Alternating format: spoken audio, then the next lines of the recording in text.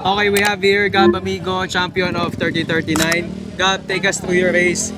How was the 8th stage 2-day race dito sa Guimaras? Kakaiba talaga yung pakarera dito.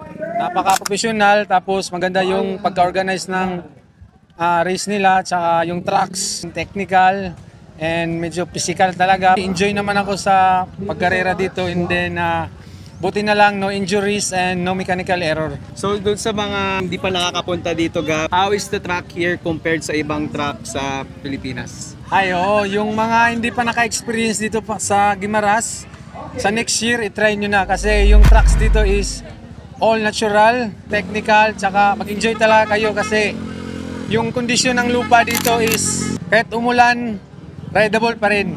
And then, hindi kayo magsawa sa kaka-trail dito sa Guimaras tracks. Mag-enjoy talaga kayo kung magpunta kayo dito at mag-experience sa Guimaras. Okay, so Gab, are we gonna be seeing you next year dito sa Guimaras? Yes, oo naman. Every year kumakarera po tayo dito kasi na-experience ko po yung Guimaras tracks. 100% perfect trail talaga para sa mga indoor rider na kagaya natin. Invite ko kayo sa Guimaras Cycling Fest next year, 2026. Sali kayo guys, for sure hindi kayo magsawa sa kakaray dito sa Guimaras, tsaka mag-enjoy kayo.